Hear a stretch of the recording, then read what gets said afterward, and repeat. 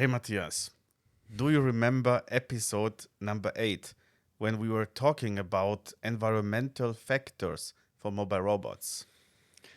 Whew, yeah, darkly. Well, we were talking about dust, dirt, humidity, bumpy shop floors, and you know that there is a place where you have all of this. Yeah, it must be the outdoors. It's outdoors. And outdoors is now starting to get conquered by mobile robots. That's why let's take a look into this topic and see how far away we are from mobile robots driving around outdoors. Automation Awakenings, your weekly dose of best practices for logistics automation. Welcome back to the Automation Awakenings podcast, today with episode 22. And again, as always, with Oliver Zuchowski. Oli, hi, welcome Hi. back. And we're going to now talk a bit more about outdoors and about maybe the revolution of outdoor transport by mobile robots. So we start seeing some first use cases, some first robots in operation that are driving entirely outdoor, which is something close to the Champions League final of mobile robots, right? And I'm really curious about it because I haven't had the chance to dive into this topic too much, but I believe you had the chance to get in touch with some use cases and some examples that we could discuss. Yes, I would like to start with a fun fact. Actually, there are outdoor AGVs available since the 1980s. Okay. And I know what question comes into your mind now. How is it possible that something is available since so many years, but is still not really running? And I think outdoor AGVs are a nice example of the time you need until a technology gets mature. Yeah, because you can imagine this 80s style outdoor AGVs were really basic devices. They were somehow running outside of the factory, but you cannot compare it to the solutions we have today. And what did they transport? How did they look like? Yeah, there were tugger trains. Tugger trains. Yes, they were towing goods, yeah, along a predefined path. But of course, they were not very reliable. Okay. They stopped as soon as there was, some too much dust, too much rain, and yeah, they were not like really used much. Okay. But was that in an industrial setting, or was that some other application like airport, or I don't know, something else? No, I've seen them in history books Oh, in an industrial setting. okay. Yeah, Okay. and yeah, but since then, there was no like breakthrough. This is at least what I perceived. Okay. But do you feel we are getting closer to this breakthrough at the moment? Yes, I feel that now we get to a point where we finally get close to the right mix of, let's say, navigation technology and software required, and let's say also infrastructure which is required, like Wi-Fi. Yeah, obviously the outdoors that is served by the mobile robot needs to have Wi-Fi. Otherwise, it's probably not possible to really operate it in a, let's say, sustainable way, right? Yeah, it's better to have it, but it's not a must. Okay. I mean, you can lose your connection to the mobile robot if it's outside, Okay. as long as it's driving autonomously, right? You will not get True. an update where it is and Yeah. if it has a problem. But if there is a certain path, yeah, which the mobile robot uses, and then after some time, hopefully gets into the range of your Wi-Fi again, Okay. that might be even fine. But of course, it's not the perfect Yeah. solution to have blind spots. Mm-hmm. But it will work. And those outdoor mobile robots, are they rather on the AGV side or rather on the AMR side? Yeah, here again, it depends how you define AGVs and AMRs. If you say that AGVs are stopping, if there is an obstacle, then I would say almost all of these devices are rather used as AGVs. Okay. And this is especially because of safety concerns. Okay. Because imagine a tow tractor towing several tons of goods, of pallets, and then trying to avoid an obstacle, go around, or I don't know, using some grass or whatever. That would be really dangerous. Yeah. Or running towards another car which would be on the way. Yeah. I mean, it's definitely not level 5 driving, right? No, as no, a no, no. technology that is on board. This is an important topic you are telling me now. You cannot compare it to what you know from autonomous cars Okay. with level 1 to 5 Yeah. driving, because these devices at the moment at least are only allowed to be used on private grounds Mm-hmm. with this special safety concerns and risks which you need to manage, and then that's fine, but they are not yet ready to be used outside of a production plant, for example.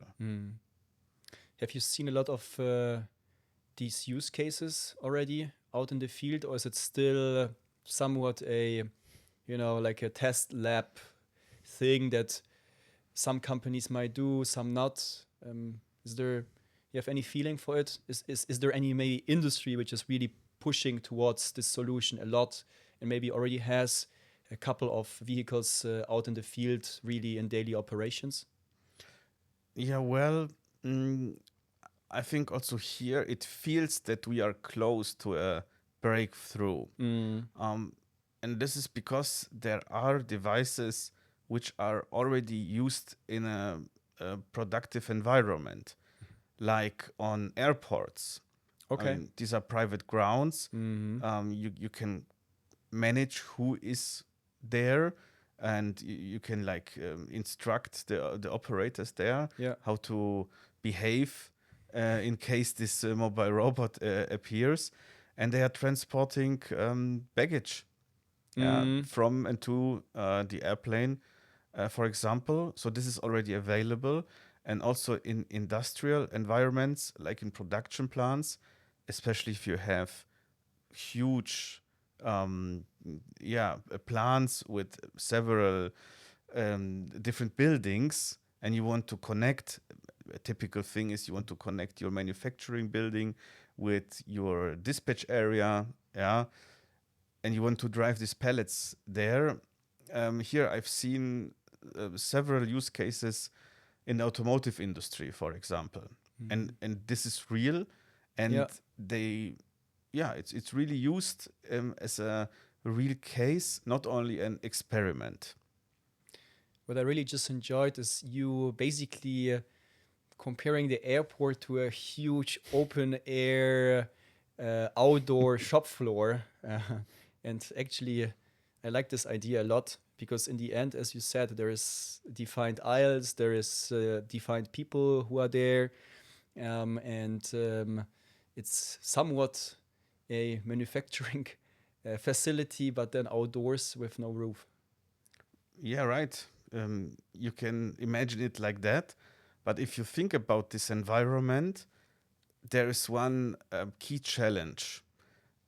In a shop floor area, you will have a lot of structure, which you can use for navigation.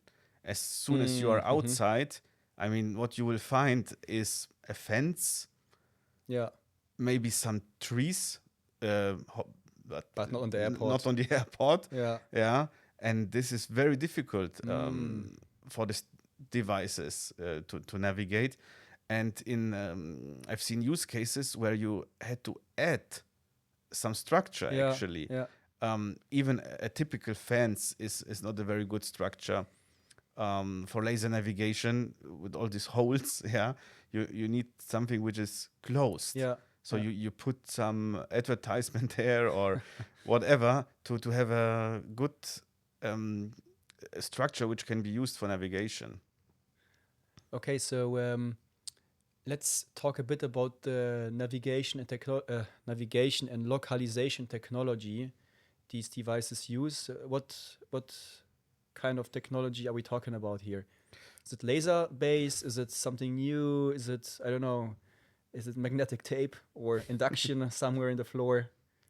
That would be safe, probably, but Yeah. yeah, who knows? With water and snow, maybe even not. That's not the best option. Yeah.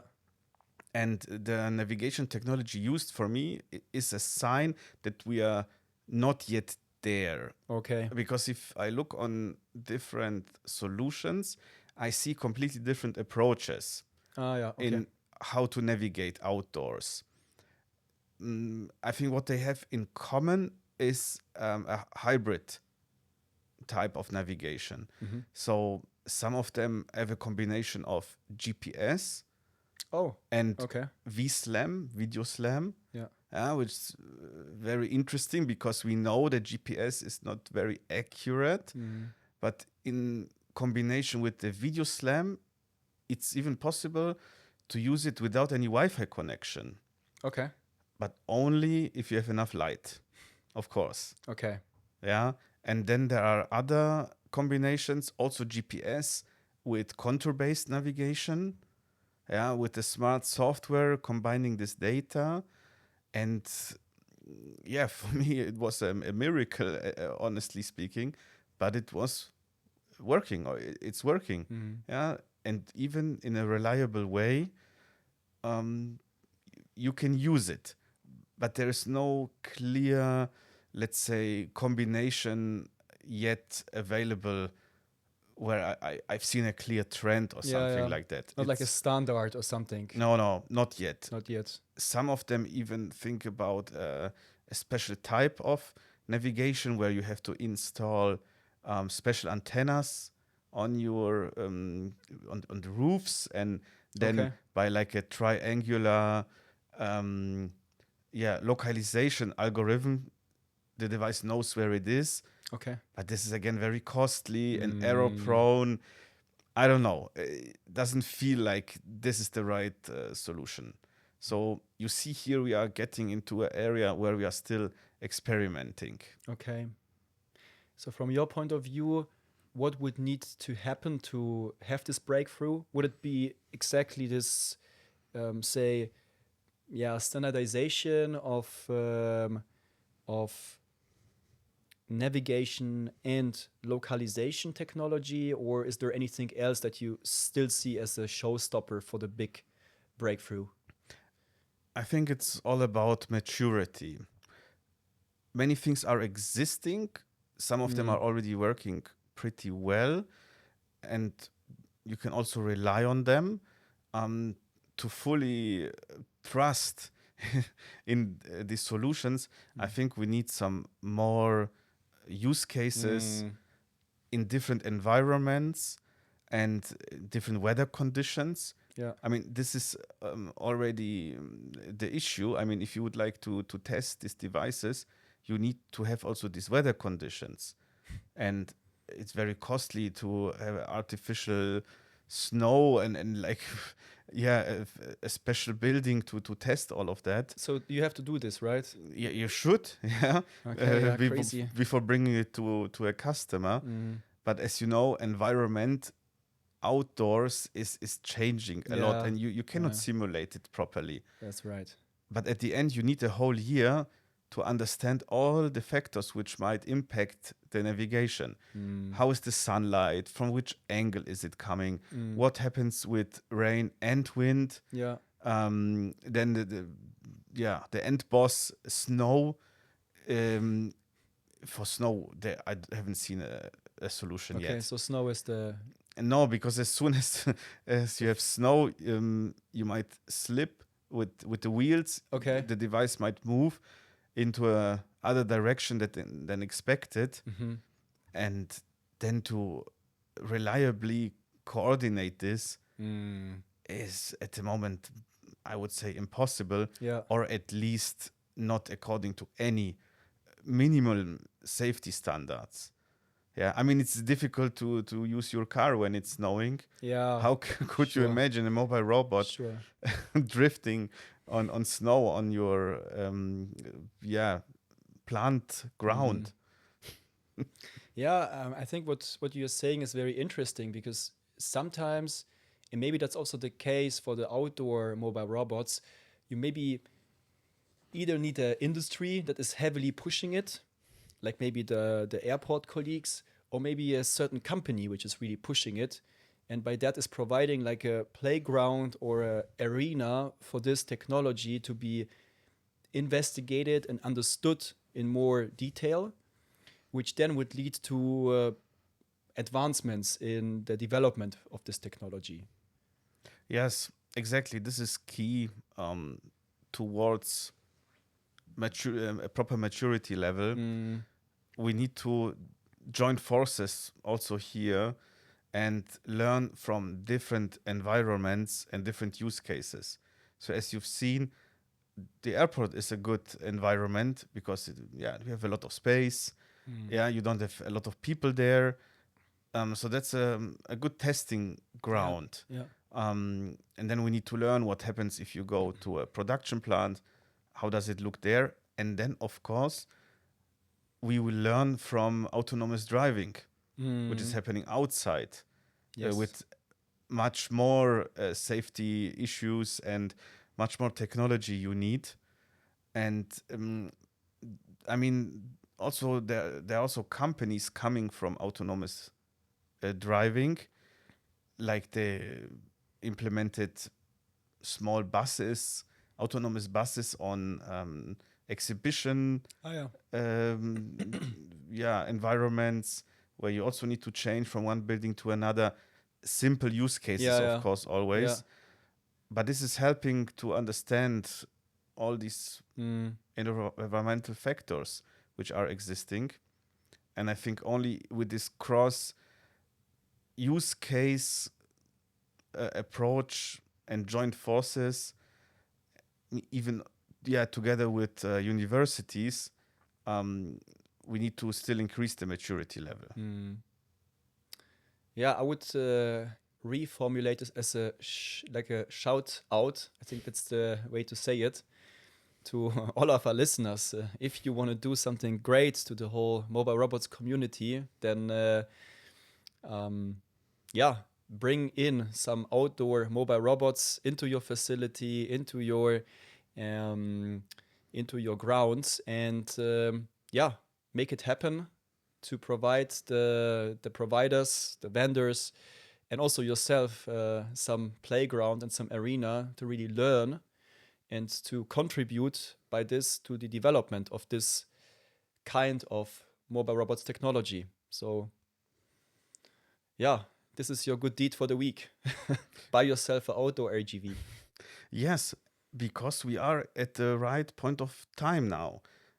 As we already said in other episodes, every case should also be a business case.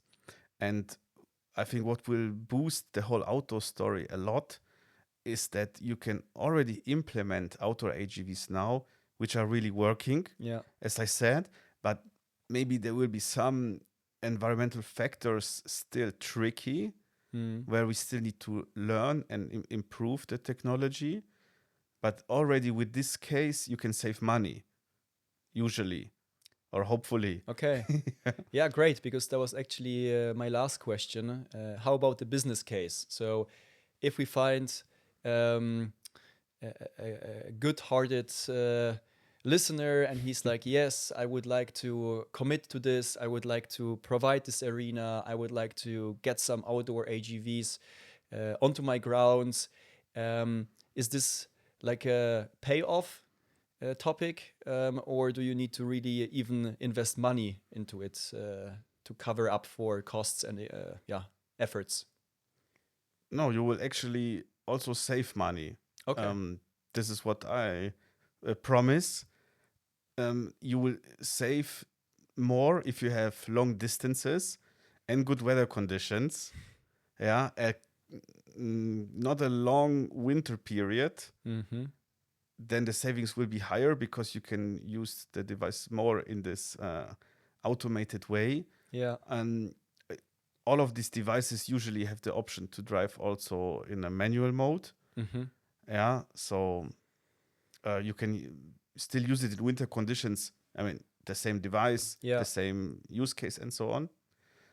So if you are working in some sunny area of the world, Southern California, LAX airport. perfect place to test this device. Yeah, guys. So for all our listeners from the southern part of the US, I think you're the perfect playgrounds for this technology.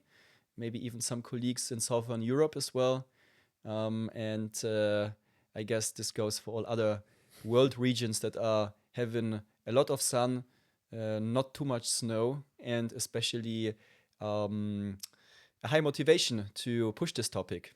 And I think that's a great ending for this episode. Yes, hopefully got some insights what is happening outdoors with AGVs, and hopefully we could inspire you or even motivate you to join this new way where you can use mobile robots. Totally. So with this being said, we thank you for joining this episode. We hope you tune in again next Monday. Follow us also on LinkedIn, Automation Awakenings. We post the summaries, the content of this episode every week, also on LinkedIn. So your quick and easy access to a lot of good content. And otherwise, as I said, see you next week. Thanks for joining and have a great day. Bye-bye. This was another episode of the Automation Awakenings podcast. Visit us at automation-awakenings.com.